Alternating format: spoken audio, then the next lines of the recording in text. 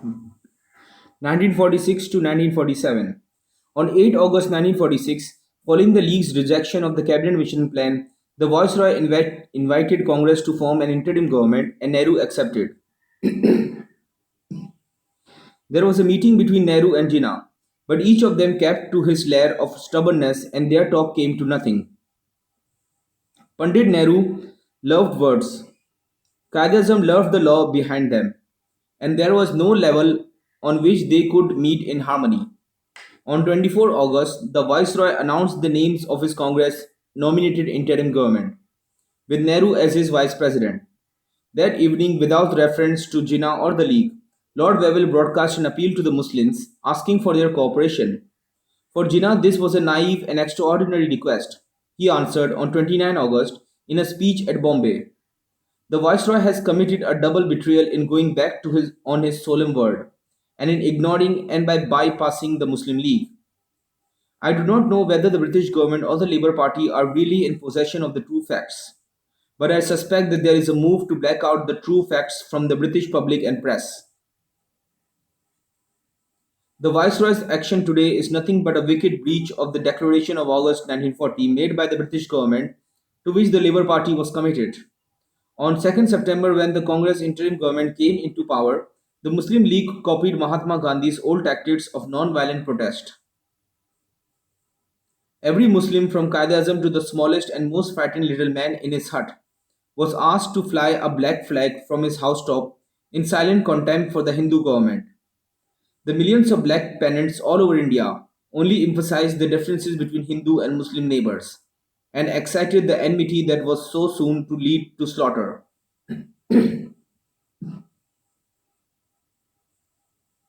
Early in October, Jinnah had further discussions with the Viceroy and received better satisfaction. The result of these talks was compromise, in which the Qaid never believed. The interim government was reconstituted to admit five Muslim League members.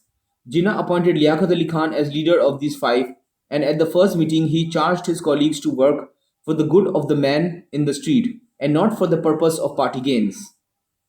Liaquat Ali Khan said, "Nowhere in the world does a government like the present interim government of India exist. It is a novel experiment, and we have come into the government with the intention of working in harmony with our other colleagues. But you cannot clap with one hand." The two hands did not clap together, and the interim government achieved nothing of enduring value. While the members were repeating their arguments to so little purpose, the opening of the new Constituent Assembly was being arranged. For 9 December, on 21st November, Jinnah ordered that no member of the Muslim League was to take his seat. He said, "I deeply regret that the Viceroy and His Majesty's government have decided to summon the Constituent Assembly on 9 December. In my opinion, it is one more blunder of a very grave and serious character. It is quite obvious that the Viceroy is entirely playing into the hands of Congress and is appeasing them, in complete disregard of the Muslim League. I want to make it quite clear that no representative of the League should attend. In the vast spaces of British India, the 300 millions of Muslims and Hindus were already yielding to their deep ancient hatred. The bloodshed and civil war that Jinnah had dreaded had already begun. General Sir Francis Tucker has described these last tragic months of British rule in India. In his book, While Memory Serves, the three chapters, The Great Calcutta Killing, August 1946, The Butchery of Muslims in Bihar, October to November 1946, and the Garmush-Takwar Massacre, November 1946, reveal the full horror of what happened as the British relinquished control and the Indians took the law into their own hands.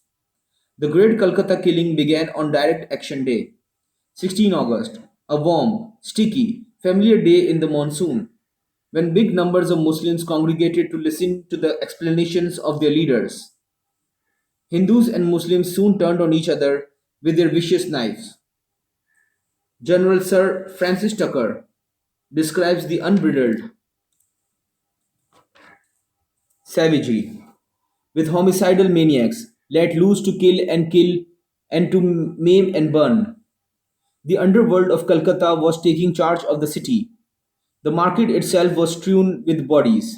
One room contained 15 corpses and another 12. We rescued two live children, both wounded and one already gangrenous. As might be expected, they were dazed and half witted. Most of the dead in the market had not had the remotest idea of what was happening or why. 4,000 Muslims and Hindus were killed during this episode in Calcutta.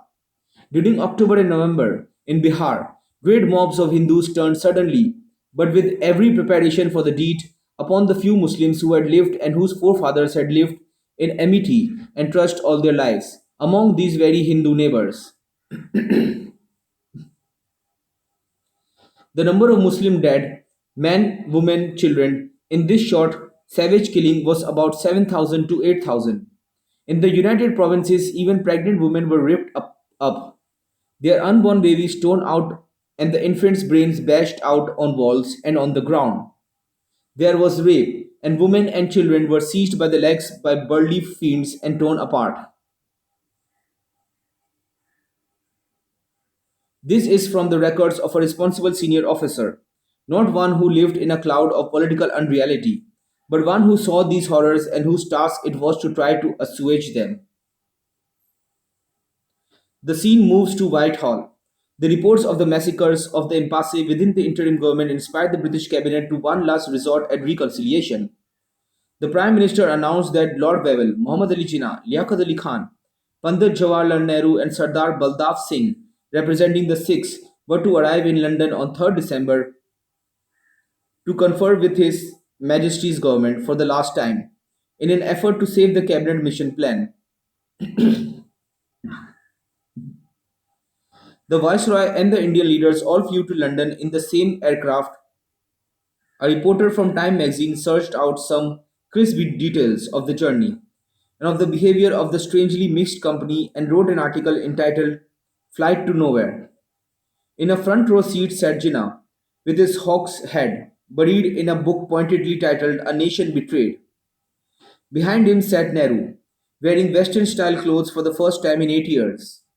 While flying from Karachi to Malta, Nehru breezed through Rosamond Lemons, the Ballard and the Source and Sinclair Lewis, Cass Timberlane, chatted with his good friend. Sikh leader Sardar Balder Singh in the plane's third row sat Viscount Wavell, Viceroy of India. For 3 years he had been trying to bring Nehru and Jinnah into agreement. Now, with the peace of India hanging by a thread, they were a yard apart in space, politically as remote as ever. The party had to wait some hours in Malta, where each went his own way. When they met again, to take off for London, Jinnah made the first amiable move. He went up to Nehru and asked, "Well, what have you been doing all day?" Nehru answered, "Partly reading, partly sleeping, partly walking." Then the aircraft took off for London, where the leaders were met at the airport by Britain's aging, able Lord Patrick Lawrence and local Indians, who were out before dawn in coal trucks, bicycles, and buses. The detached, American view of this last resorted conciliation is superficial but astringent. The writer continued, Nehru moved about at receptions with high good humor and grace. At India House, he shook hands with the Dowager Marchioness of Blingdon, whose husband had jailed him. At Buckingham Palace, he ate from His Majesty's gold plate, a delightful change from the tin service he had been known as a 9 year guest in His Majesty's prisons.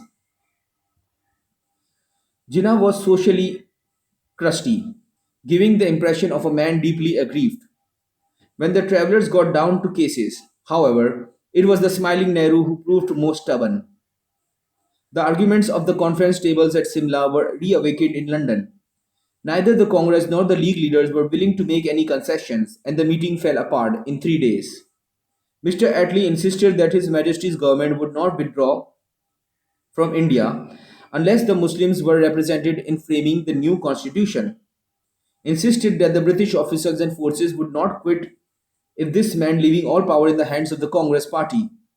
Pandit Nehru flew back to India with the Sikh delegate at the end of the 3 days, remarking that it was silly to expect a solution in this time of problems that had been under discussion for months. On 15 December, Nehru was in Benares, the holy capital of caste Hinduism, where he made a defiant speech. He said, "Whatever form of constitution we may decide in the Constituent Assembly will become the constitution of free India, whether Britain accepts it or not. The British government are thinking that the Constituent Assembly's decision are not binding on her. But we have not entered the Constituent Assembly in order to place our decisions on a silver plate and dance attendance on the British government for their acceptance. We have now altogether stopped looking towards London. We cannot and will not tolerate any outside interference. It was with this prospect that the British prepared, through force or choice, or a mingling of both, to withdraw into the West and leave India to settle her own affairs. The new Constituent Assembly had met in Delhi on 9 December, but not one of the Muslim League members was present. Both Jinnah and Liaquat Ali Khan had remained in England. On 14 December, the Muslims living in Britain crowded into the Kingsway Hall to hear Jinnah speak. The setting must have been sadly romantic for him. Nearby was Lincoln's Inn, where he had arrived as a student 54 years before, where he had looked up and seen the name of the Prophet over the gate, among the great lawgivers of the world. Near also was Finsbury, where Jinnah's first hero Dadabhai Nauroji had won his seat in the British Parliament in 1892. In 11 days, Qaid-e-Azam would be 70 years old. It seemed that he still feared the fogs and winter of London, for he kept his English overcoat closely buttoned about him during the meeting. A Muslim journalist described the scene. Pipes of the great organs in the hall were bannered with silken flagged slogans, green crescent flags of the Muslim League. Leaguers from all over Britain crowded the hall of the headquarters of London's Methodist Church to hear their leader. Outside the hall, their feet to keep out the cold of foggy December were squads of uniformed and plain-clothed police.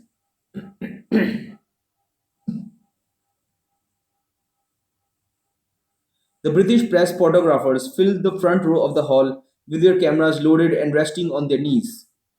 As Mr. Jinnah entered, all the League leaders began to shout, Pakistan Zindabad and Qaid-e-Azam Zindabad. It was some sign of the reasonableness of the British that no one protested against this demonstration. In the heart of London, a lettered banner hanging in a Methodist church accusing the cabinet mission and the viceroy of betrayal, and a Muslim audience shouting their claim for Pakistan. Within hearing of the posts of policemen outside the hall, symbols of tolerance as well as order. Jinnah stood up to speak and the Muslims roared at him. We want Pakistan. Jinnah Zindabad. His pale face worked with emotion and he spoke slowly and haltingly at first. He said, I am glad that the British people have awakened a bit. It is a tradition of the British nation that they only wake up when there is something dangerous. He repeated the arguments of his cause. Then, what is it we want? What are our utmost demands? The answer is Pakistan. There were more shouts of Zindabad. Then Jinnah continued, we want a notion of life. We want a separate state of our own. There we can live according to our own notions of life. What would the Hindus lose? Look at the map. They would have three quarters of India. They would have the best parts. What is the objection to these proposals of ours? We should be free. Is Britain going to stand with its bayonets and hand over authority to the Hindu majority? If that happens, you will have lost every cent of honor, integrity, and fair play. Democracy is the blood of Muslims. I give you an example. Very often, when I go to a mosque, my chauffeur stands side by side with me. Muslims believe in fraternity, equality, and liberty. There is no other way but to divide India. Give Muslims their homeland and give Hindus Hindustan. Qaid-e-Azam was ill and exhausted at the close of his visit to London. He returned home by air, and when he landed at Karachi, his doctors advised him to rest. He went to Malir, one of the residences of the Nawab of Bahawalpur, where he was not allowed even to listen to the news on the radio. For 1 month, he endured a nervous breakdown, from which he recovered early in March 1947 when he returned to Bombay. During this time, on 20 February, Mr. Attlee announced in the House of Commons that the British government would grant complete independence to India not later than June 1948. The Prime Minister said that the British would transfer their power either as a whole to some form of central government for British India or in some areas to the existing provincial governments or in such other way as may seem most reasonable and in the best interest of the Indian people. Mr. Attlee announced also that the king had approved the appointment of his cousin Rear Admiral Viscount Mountbatten to be the last viceroy, instructed with the task of transferring to Indian hands the responsibility for the government of British India in a manner that will best ensure the future happiness and prosperity of India.